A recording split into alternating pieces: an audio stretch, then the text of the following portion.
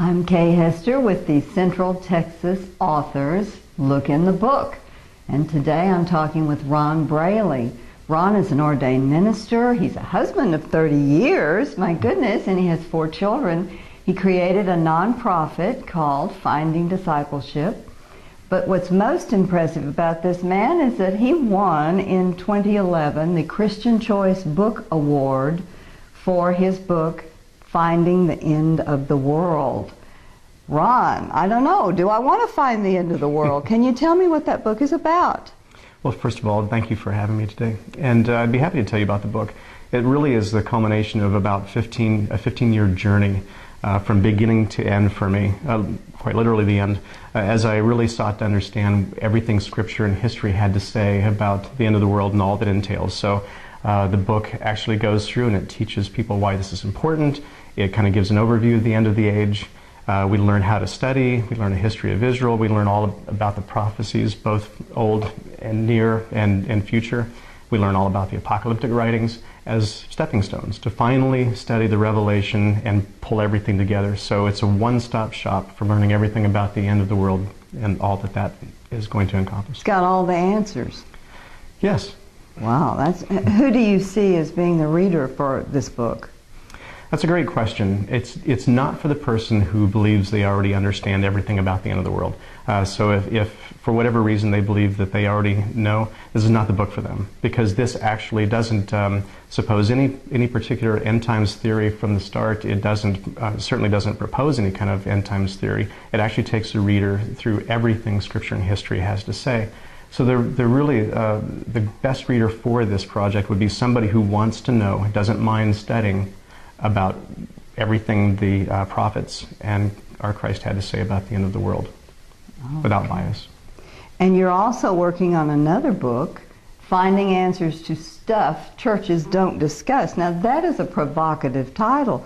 Are there some things churches don't discuss? Yes, unfortunately, in my time as an ordained minister and also just in ministering to people, for example, I was in Iraq for 2.5 years, and I had the chance to minister to young men who, in conversation they would say, well, I used to go to church, but I don't anymore. Well, why? Well, the pastor made me mad, or the people are hypocrites, or they didn't answer my questions. They didn't teach me how to apply the Scripture appropriately. And so after several years, I thought, okay, I've had it. I'm going to sit down. I'm going to compile all of these questions that people have asked, real questions, and the things that frustrate people about not learning in church, and actually give them scriptural answers and how to apply them in their lives. So it sounds weird for me to say this because I am an ordained minister, but these questions and answers really I do without regard for man-made doctrine. This isn't trying to support any particular denominational theology, doctrines, bylaws, none of that. Here's the question, here's what God has to say about this, here's how you can apply this in your life and make it work. And so anyway, I also went on Facebook and on email and asked for input and got probably 50 or so different questions, anything ranging from alcohol to sex to the Trinity to you name it. And I don't hold anything back. I answer their questions. Tell me about your passion for discipleship and teaching. You seem to be a very passionate person. I am about this, and my wife, of course. I'm passionate about this because it's something that's lacking today. Jesus was very, very clear. He didn't say go build stuff and collect money and cater to yourselves. He said go out, treat our God honorably, treat our fellow man charitably, spread the good news of salvation, and then after you preach this good news, help people increase their faith, disciple them. That's it. And what I noticed as I started to grow in my own faith is that this isn't happening in the churches. We're not discipling people. Most people don't know how to spread the gospel.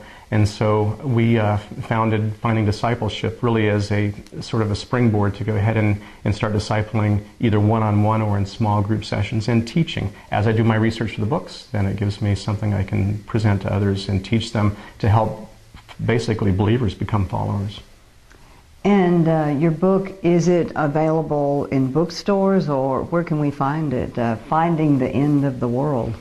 Well, if you come to me personally, I'll probably end up giving you a copy. However, okay. I've got to pay the bills too, so I suppose that you can buy it on Amazon.com, Barnes & Noble, also from my own website, ronbraley.com. And again, if you come and see me personally, buy me a cup of coffee.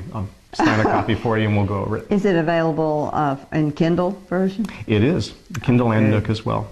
Good. I'm a big fan of the Kindles. All right. Well, this is Ron Braley and his book, Finding the End of the World.